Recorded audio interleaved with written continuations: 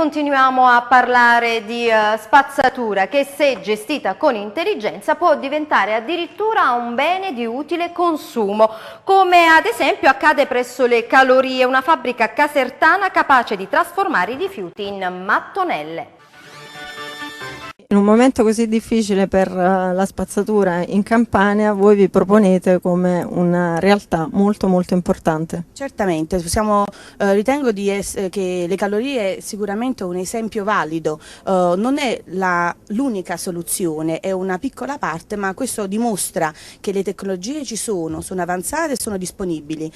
bisogna provarle e incoraggiare soprattutto gli imprenditori a investire in questo settore. Qui si sta facendo una sperimentazione intelligente dell'uso delle frazioni riciclate dei rifiuti. Da un lato c'è un'azienda che produce mattonelle di qualità, il Cotto di San Leucio, utilizzando vetro riciclato,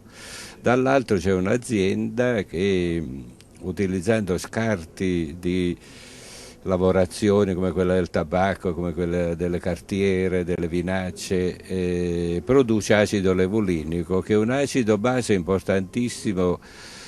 che ha un'infinità di applicazioni, come additivo per le benzine, come additivo per solventi e vernici, come aromatizzante. L'azienda è titolare di un brevetto mondiale che permette di abbassare notevolmente i costi di produzione. C'è già un accordo con la DuPont, che è la più grande azienda chimica del mondo,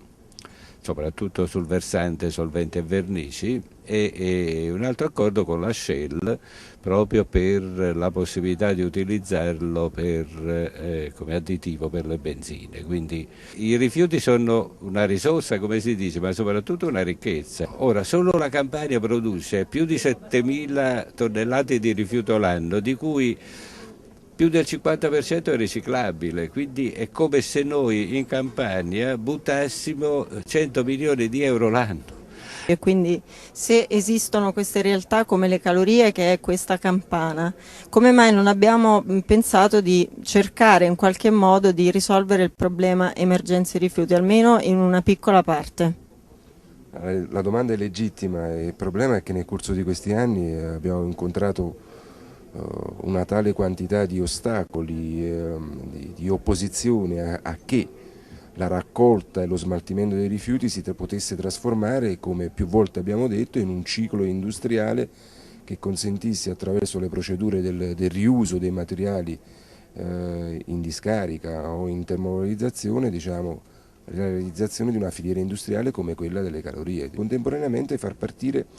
un programma dal punto di vista della ricerca e dell'innovazione, dal punto di vista industriale, capace di sostenere imprese come quelle